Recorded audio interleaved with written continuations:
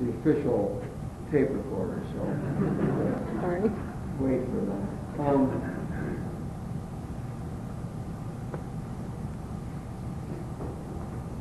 As always, it's the synthesis that's important, isn't it?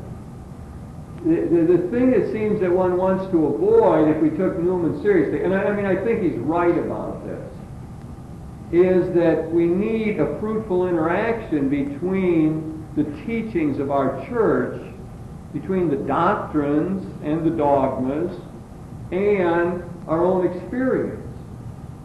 So it works something like this. Maybe to go back to the original example, rest the birth control question. That maybe if the teaching of the church is someone just says, well, it's ridiculous, I'm not going to listen to it, then maybe one would look at it and check it out and see if there are certain values in the teaching that are worthwhile.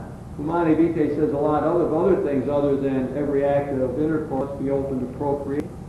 No, the thoughts of love, and, partnership, and generous love, etc., that might well be of value in that official teaching, that shouldn't be thrown out, but could illumine one's personal experience.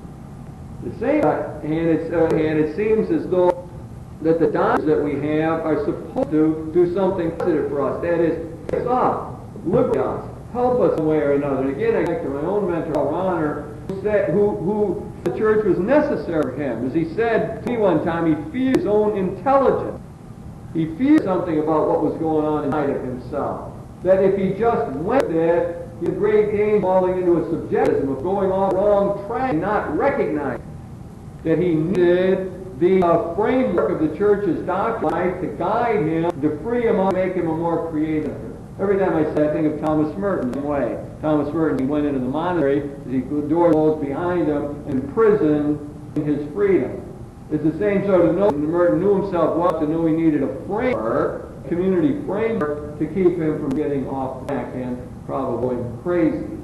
So again, it's a synthesis of trying to put those two things together Newman calls for. And put negative, he says that you collapse either pole. It shouldn't be a company, and just do whatever the church authority says. On the other hand, you just rule it out.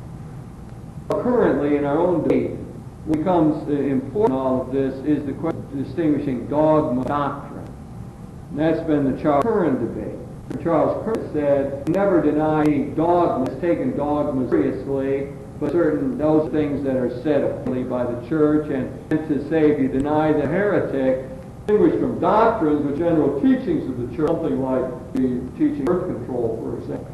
It's important to distinguish that as we try to work out this tension. So what does Newman say again? Keep poles and fruitful teaching, doctrine and personal experience should work together. I invite you to spend a minute or so, a couple minutes talking and seeing if it makes sense out of that or any relevance to it.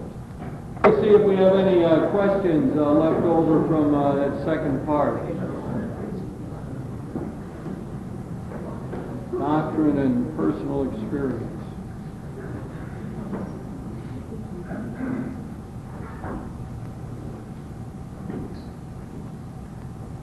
Or shall we launch? Onward, forward. Go for it.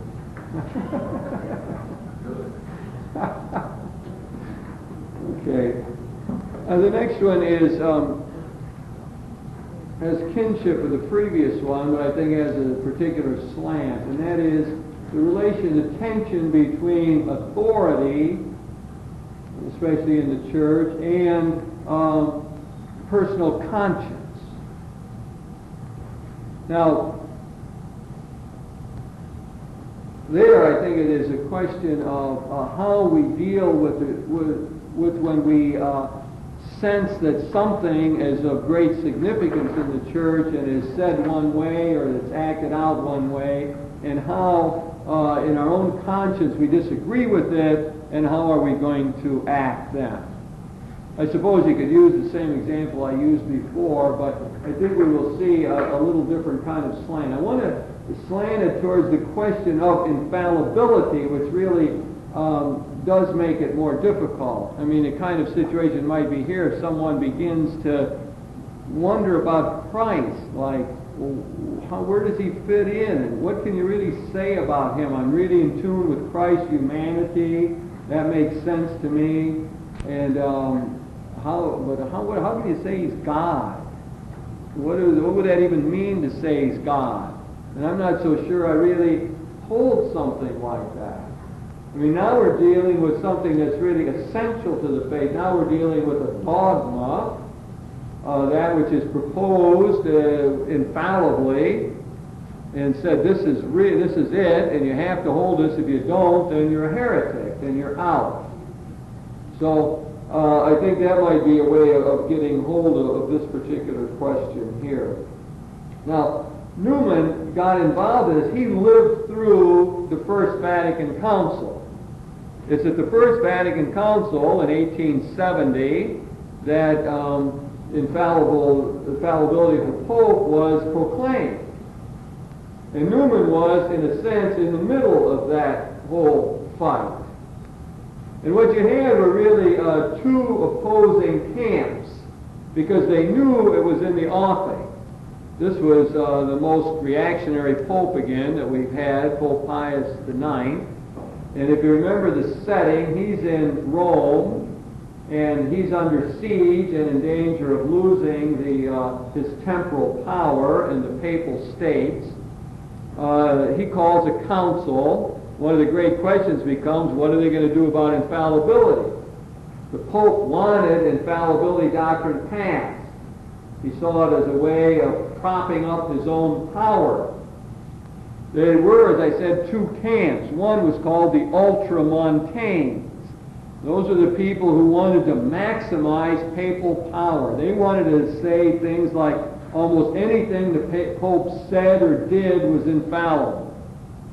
I mean, the more they could get him to be infallible, the happier they were going to be. And largely in political terms. And many people from church reasons as well. On the other side were those people who thought that any kind of a statement like that was just disastrous. They said, first of all, they said, you can't say that. It's not true. The Pope isn't infallible like that. And if you do end up saying it, it will cause all kinds of difficulties. Now, Newman was invited on two different occasions to come and be an expert at the First Vatican Council in 1870. He was, one of the better known religious thinkers, although he never thought of himself as a theologian, and he really wasn't a theologian in the technical sense. He wrote philosophy of religion and historical studies and studies of the fathers and so on, but in terms of the traditional work of the theologian, we don't think of him that way. He often lamented the fact that he didn't have that kind of opportunity for sustained effort in particular theological areas. But he himself often said he wasn't a theologian, but still, he was invited to be a theological expert at the council by a couple of different bishops. And in fact, eventually the Pope invited him to come. But Newman didn't want to come.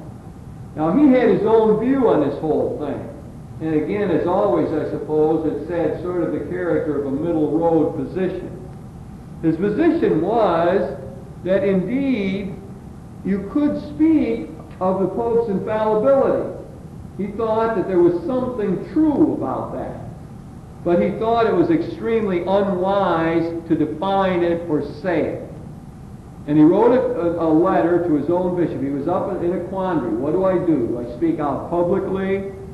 What do I do? Well, the background to that is that Newman was never well accepted in the Catholic community after he became a Catholic. They distrusted him in Rome, and he was constantly fighting with people in England. He had great difficulties along that line in his life. In fact, he once said that once he became a Catholic, nothing went right for him from then on. And he felt totally dejected and rejected. Nothing was right after. Everything was beautiful while he was an Anglican. He was in Oxford. He had it made. He was an Oxford Don and well respected. Everyone looked up to him. And once he became a Catholic, it was just downhill. Well, that's sort of the background. So he says, well, what's he going to do in this kind of situation? His solution was not to go public. He thought he would hurt the cause if he went public in his own position. but he would write his bishop. And which he did. He wrote him a private letter. He poured out his heart, as he said. He gave all of his passion and left himself wide open in a private letter to his bishop. And it was made public. And it got into the papers and so on. And it was, blown all out of proportion. And it put him again in a terrible position. And in it he argued against defining the infallibility of the Pope. He said, this is going to cause all kind of trouble. He said, in the history of the Catholic Church, he said, you don't do that. You don't make up a dogma for no reason. There's no reason to say it. Pope's functioning. He got all this authority. For 300 years he's been acting in this way.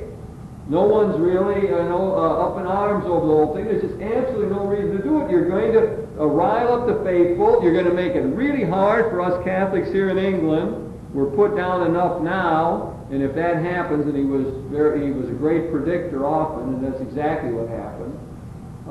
So he argued, said, don't do it. Well, the council met, as you know, and there were all kind of machinations, behind-the-scenes pressure to get the bishops to vote. And when it came down to it, 80 bishops, out of maybe 600 or so, walked out.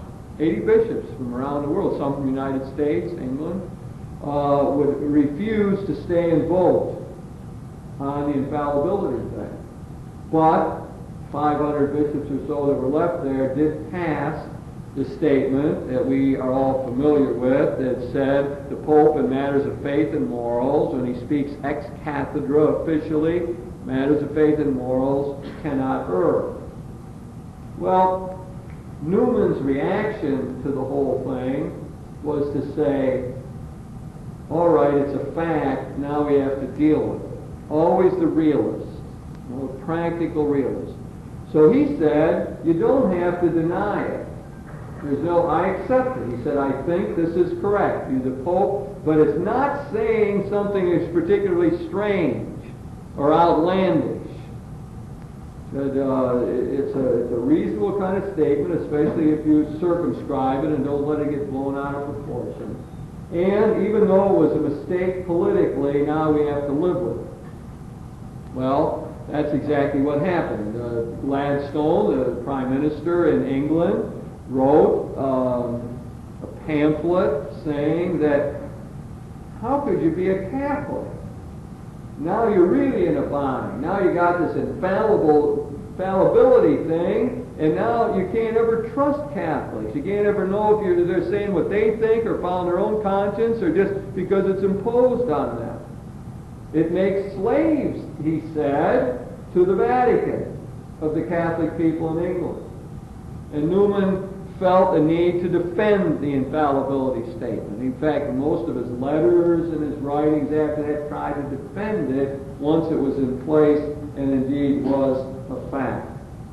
Newman said that he thought a future council would put that papal infallibility into some context, which is, of course, exactly what the Second Vatican Council did in our own time when it said, balance papal infallibility by saying, in the document on the church, the whole people of God, anointed as they are, cannot err in matters of faith.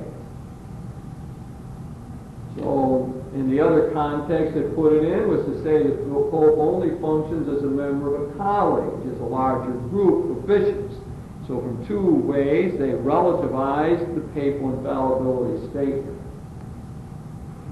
Well, that sort of, maybe in a story form, says some of the things that Newman felt about authority in the church, especially when it related to the infallibility question. Now, the other side of it is personal conscience. Again, if we go to one of the quotes that sort of pulls this together, did it end up on here? Yes. 1, 2, 3, 4, 5, 6, fifth one down. Certainly, if I'm obliged to bring religion into after-dinner toasts, well, it might not be too good an idea to do that, make an after-dinner toast about religion, but if I am, I shall drink to the Pope, if you please, willing to drink to the Pope, still to conscience first, and to the Pope afterwards. This became the great known statement of Cardinal Newman. If he's going to drink, he's going to drink first to conscience, then he'll drink to the Pope. So he holds the infallibility, he holds the importance of the authority of the Pope. He respected it, even when the Pope did, outlandish things, when the Pope issued the Syllabus of Errors, horrible document by Pius IX, condemning everything, even freedom of the press, freedom of anything, condemned all of that. Something, that's sort of hard for us to live with, the Syllabus of Errors. Still Newman, really, didn't really make a big fuss about it, found his way to go along with this, deal with it. Still maintained that the Pope had a role, and it was good to have a Pope. The bishops, he took them seriously, tried to listen to what they had to say, and so on. He did all of that. But on the other side, he maintained this great importance of conscience. For Newman, conscience was our main way of religious experience, of getting in touch with God. That's the way for him. That's how you know God. He's the one who's calling you in your own heart. He's inside of us, calling us to act in a particular way. And Newman said that conscience, when it's properly formed, must be followed. He said, even if your conscience is opposed to what the church teaches, and is opposed to what the Pope says, you must follow. In fact, if you don't, then you're sinning. And in fact, he said, the real way to make progress in life is to always be faithful to your conscience no matter what. Properly informed conscience. So he really played up all of this, whole side of this thing. He said, of course, he said, to prevail against the Pope, if you're really going to go against what the Pope said, it must follow, and I'm quoting now, upon serious thought, prayer, and all available means of arriving at a right judgment on the matter in question.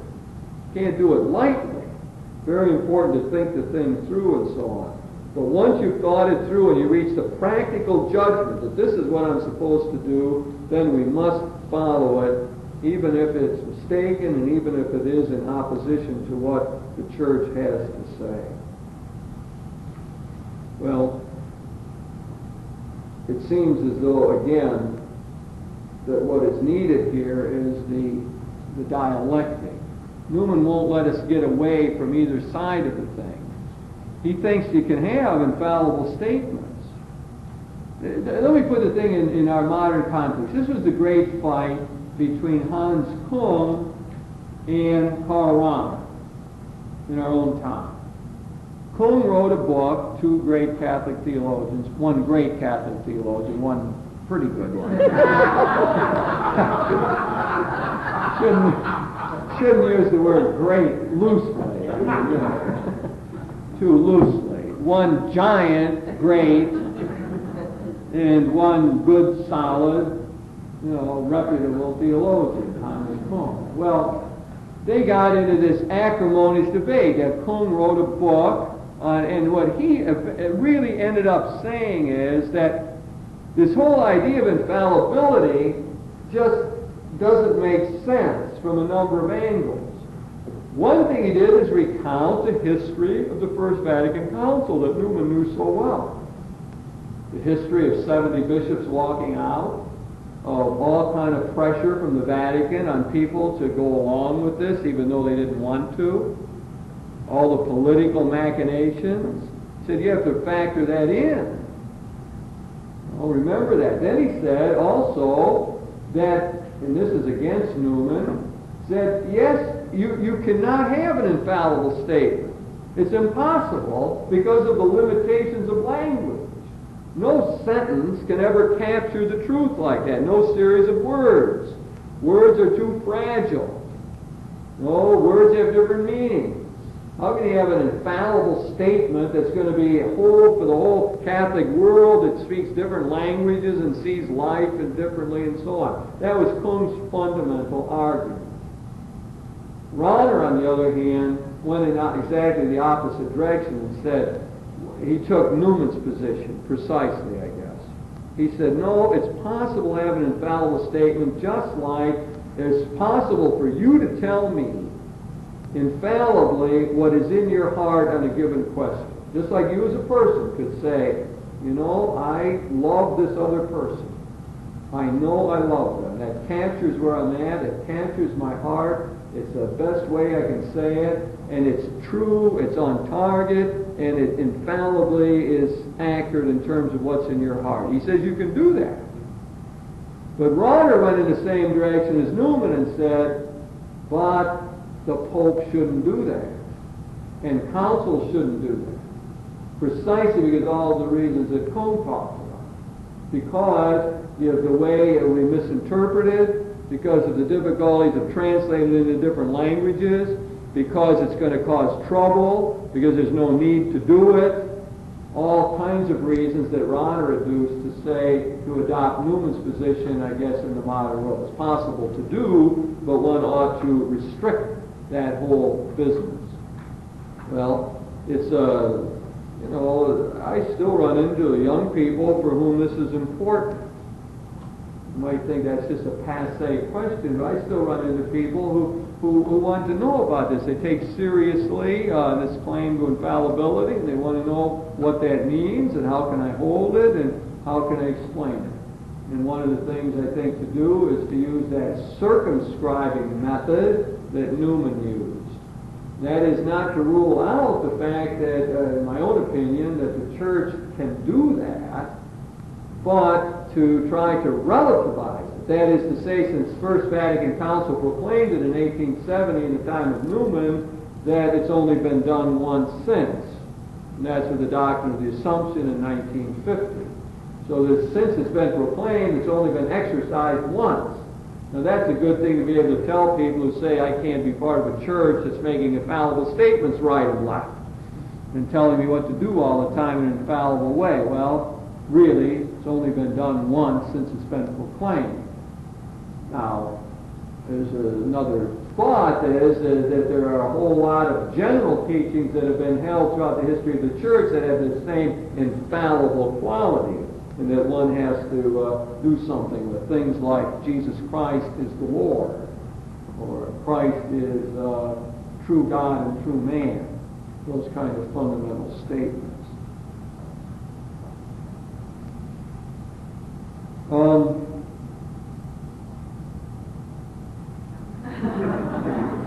Hour past. Boy, I've been lecturing along. It's incredible. It seems like it's only been an hour and a half. Do we have any questions about this section here? Yes? There's rumor that they're going to get the birth control issue, so you know what's going to happen. That the question is asked. There's rumor that they're going to make the birth control statement, Humanae Vitae of 1968, call it infallible. Put in a little context, when it was delivered in 1968, the Pope's press secretary explicitly said it was not meant to be infallible. Explicitly. And that's been the way more theologians have treated it ever since. And that's what's given the latitude for dissent. I read that he even gave himself kind of elements of dissent. The Pope, you tell? Yes, Yeah. not Paul. And also, Pope Paul Paul VI. Yes. And of course, national hierarchies immediately did begin dissent in various ways. I have heard that rumor too, and there are at least some people who are taking it seriously. Han Kung has repeated it publicly. I would say, if the Vatican wanted to do one thing that would be destructive, that's probably the one they could pick. I mean, to do that at this point in history would be just extreme folly, in my opinion. It would cause untold harm. I mean, just thinking of the United States, where 80% of the Catholics in the United States dissent from that teaching, and where a higher percentage of the theologians dissent, and where about the same percentage of priests dissent. I mean, the difficulties that would be brought into the church, just thinking in terms of the United States, would be just almost unimaginable. It would put our bishops, who are in a terrible bind now, into all the moderate bishops, into an untenable position. It would put many pastors into a most difficult position. Most anything else that would happen can be dealt with. I mean, you know, a lot of other things that happen, there are ways around them, or things to be done about statements. That would represent one of the most difficult problems to deal with. I would hope that they would not do that. I would be, you know, in the position of Newman in the previous century, saying, "Don't do that." That would be folly. I mean, it's hard to tell what that would mean in terms of the church in the United States. You know, I've always said there'd be no possibility. In fact, I was talking at another gathering, and someone asked me, is there any chance that the American church could ever go into schism or somehow separate out from Rome? And I said, I saw really no chance of that. American bishops are loyal. American people are loyal. American Catholics. I mean, there's really no thought of it, no possibility. And as I was talking, I thought of one possibility. And the one possibility, it seems to me, that could just throw that kind of thinking out, or start people thinking that way, is the example you raised. That would be, I really cannot imagine that happening. If it makes the New York Times tomorrow, call me. I really can't imagine.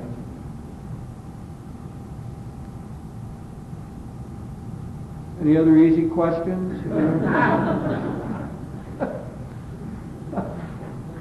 Well, let me just tell you what else I was going to do, and say a few. I'm not going to do these full blown. Let me just take a little time to take up my other categories here and say some of the things that Newman said without going into a great deal. Let me compress this. The next category I had was the clergy-laity relationship that Newman was, dealt with, and said, so many important things.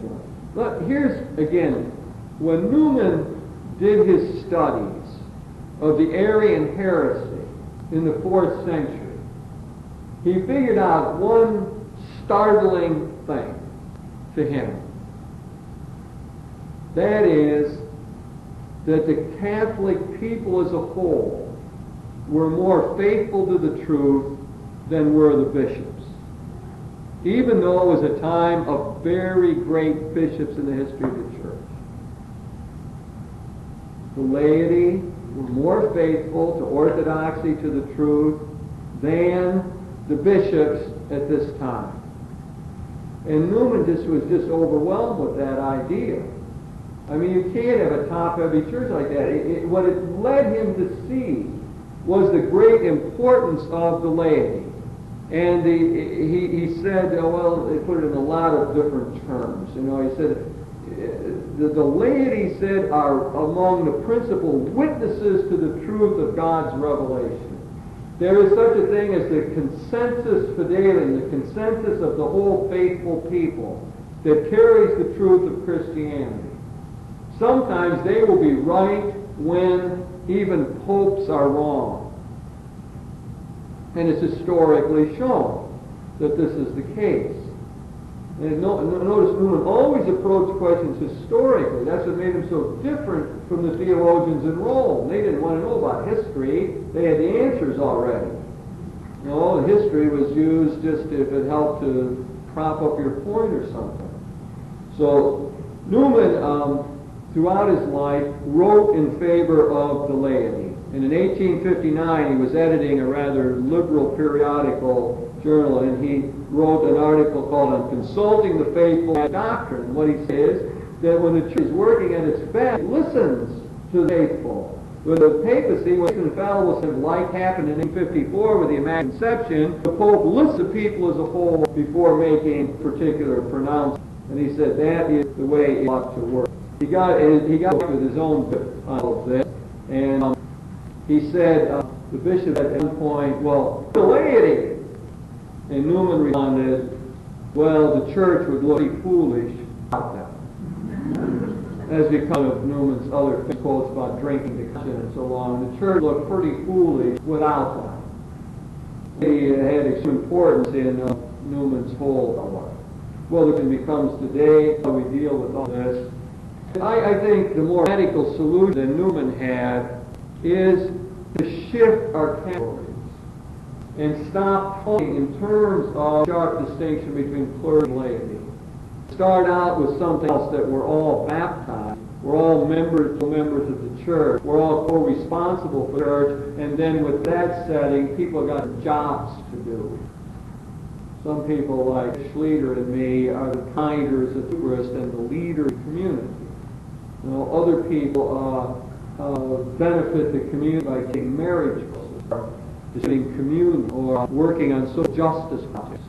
All the people together. So maybe there's a way we need to even uncut this sort of sharp distinction.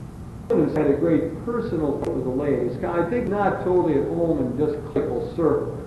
He would associate with ladies. He felt comfortable with them. He learned from them, sort of lived out the kind of message that he had here. The way I want to talk about Newman is that he is an exemplar of unity in diversity.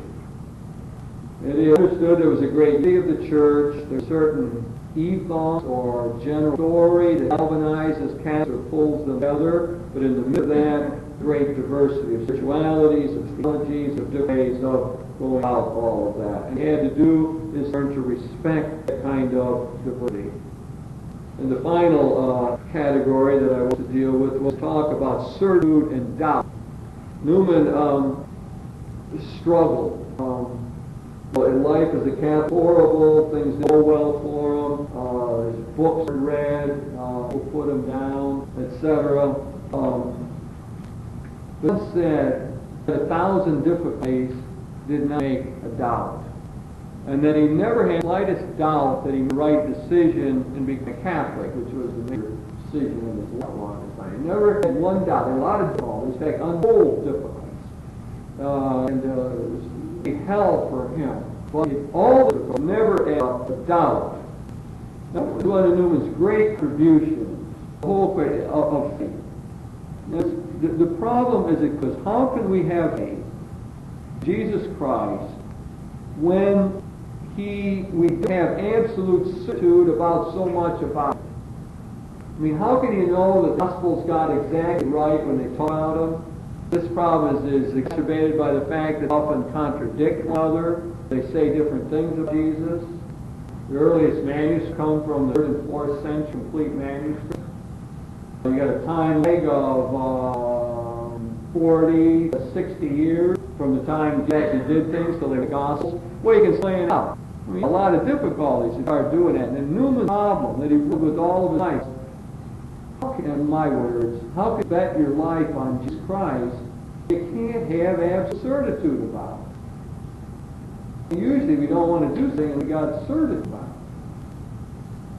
Well, that was a great work that he wrote and tried to work out how he was going to justify this. The rank of assent, difficult, but one of the contributions to theology or religion.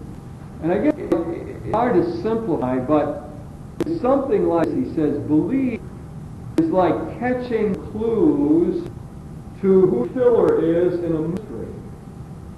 There's a bunch of clues scattered around. One of them, absolute certitude, maybe. As you go along and you put together, a confusion comes, a pattern comes when it's not clear. He is the killer in this mystery.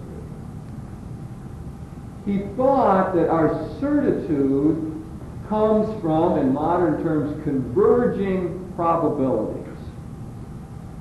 You couldn't get mathematical certitude like 2 plus 2 is 4, but you can get converging probabilities. You can get a lot of things coming together that when they coalesce in your own heart and mind, you feel certitude. It's not a logic. It's not a logic like a syllogism. This is the major premise, the minor premise, this is the conclusion. It's not like it. He says you can never get there like that. He says you've got converging probabilities, and there is a way in which to commit oneself to this belief system now reveals its own power. In the process of doing that, one feels certitude. And one can feel that certitude even if you have intellectual, well, not my word, doubts or questions in Newman's word. If you've got intellectual questions, it doesn't touch into it. It doesn't keep you from handing your life over or betting your life on Christ or living this particular way. That's really a very limited version of, I think, what his great contribution is in that area. But at least it gets it away from this sort of thing. Like, I can prove to you God exists. There's the premises and the syllogism, and you better believe it, or you're going to do that to the next generation. We're going to find some sort of proof that's going to make it absolutely clear and convince them and make them be believers like we are, or stay in the Catholic Church or something. And Newman says it won't work. It's wrong from the word go. Religious matters, faith questions do not admit of that kind of certitude. But that doesn't mean we're left with nothing. We're left with another kind of human certitude that we act on all the time. He said, this is not unusual. We do this all the time. There's a lot of things that we really don't have scientific certitude about. I mean, people who have not been to Australia do not have certitude about that. You haven't been there. I mean, how do you know that map makers haven't been fooling us? Or any number of questions like that. You don't have that empirical scientific certitude. And yet we accept that and we live that way, and we pick up the phone and dial it and expect to find somebody in Australia. I mean, you live out of that sort of conviction. Well, that's his thing here with certitude and with doubt. Well, I come back now. Let me. I'm falling off, I guess. If I try to pull that together, Newman fits us, in my mind at least, because he wrestled with the same questions we still got. 19th century prepared the way for our own time. Those same questions that many of us still have to do: certitude and doubt, authority and conscience, doctrines and personal experience, ideals and failures and all that, still part of the human condition. And Newman's overarching message and help is that he looked at each side of the tension and analyzed it so beautifully and completely and insightfully that he just teased out a lot of meaning and understanding in it. And he did it on both sides of the tension. And what he refused to do is take an easy way out and just let's throw out doctrine and do our own thing, or let's forget idealism and just live with our puny successes. No, we won't do that. Not for Newman. He keeps challenging us to live in the tension. Stay with the tension. And that's what he thought brought life. He said the truth is wrought out of conflict. He even used war kind of imagery for it. If you stay in the tension, that's when you'll find the truth. That's when you'll find new life. Live with that. That's scary. It's anxiety-producing, and one would like a simpler, easy way out, but it won't happen. Human existence is dynamic. And it's in the interplay, precisely, between all those elements that we've been looking at, those tensions, that will come to fuller maturity and live the kind of life that Newman thought we should live, and which I think in many ways he exemplified. The life not only of the gentleman, but the life of the scholar and of the saint, the holy person who really did make a difference in the world. We will gather again here next week. At the bottom of this, we have a question. Should we do it with one question? Or go ahead. Then I'll wind up. Yeah.